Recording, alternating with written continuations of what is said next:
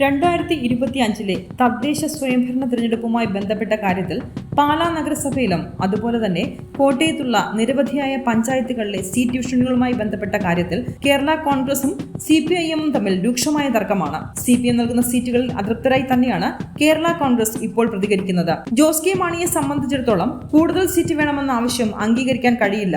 ഇടയ്ക്ക് BJPയിലേക്ക് പോകാൻ ആഗ്രഹമുണ്ടായിരുന്നുവെങ്കിലും അത് നടക്കില്ല, പ്രാക്ടിക്കലി പോസിബിൾ അല്ല എന്നുള്ളത് ജോസ് കെ മാണി തിരിച്ചറിയുകയായിരുന്നു.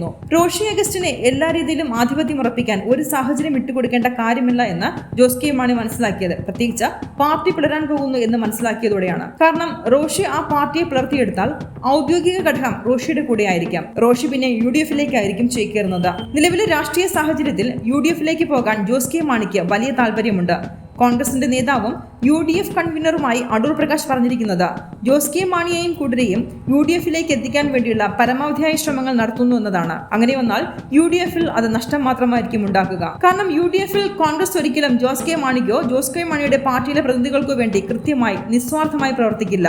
അത്രയേറെ കോൺഗ്രസിനെയും UDFിനെയും വഞ്ചിച്ചവരാണ് ജോസ് കെ മാണിയും കൂട്ടരും. അവരെ UDFിലേക്ക് ചിലപ്പോൾ നേതാക്കന്മാർ വിളിച്ചേക്കാം. പക്ഷെ അതൊന്നും പ്രാദേശിക കോൺഗ്രസ് പ്രവർത്തകർക്ക്, പ്രത്യേകിച്ച് കോട്ടയത്തും ഇടുക്കിയിലുമുള്ള കോൺഗ്രസ് പ്രവർത്തകർക്ക് ആവശ്യം പകരുന്ന വാർത്തയായിരിക്കില്ല, അതുറപ്പാണ്. PJ ജോസഫും അതുപോലെ തന്നെ PJ ജോസഫിന്റെ കൂടെയുള്ള അനുയായികളും കൃത്യമായി പറയുന്നുണ്ട്, ജോസ് കെ മാണിയെ ഒരു കാരണവശാലും UDFിന്റെ ഭാഗമാക്കാൻ നിൽക്കരുത്, ഞങ്ങൾ അതിന് മറുപടി കൊടുത്തിരിക്കും. അതൊരു പക്ഷേ വളരെയധികം തീവ്രമായിരിക്കും. ജോസ് കെ മാണിയെ സംബന്ധിച്ചിടത്തോളം ഇടതുപക്ഷവുമായി നിന്ന് എല്ലാ രീതിയിലും നാണം കെടാനാണ് അദ്ദേഹത്തിന്റെ വിധി. ഇപ്പോൾ പാലായിൽ നഗരസഭയിൽ വാർഡ് വിഭജനവുമായി ബന്ധപ്പെട്ട കാര്യം പോലും ജോസ് കെ മാണിക്ക് അർഹതപ്പെട്ട സീറ്റുകൾ നൽകുന്നില്ല എന്ന പരാതി വ്യാപകമായി അവിടുത്തെ ജില്ലയിലെ പ്രാദേശിക ചാനലുകളെല്ലാം തന്നെ റിപ്പോർട്ട് ചെയ്യുന്നുണ്ട്.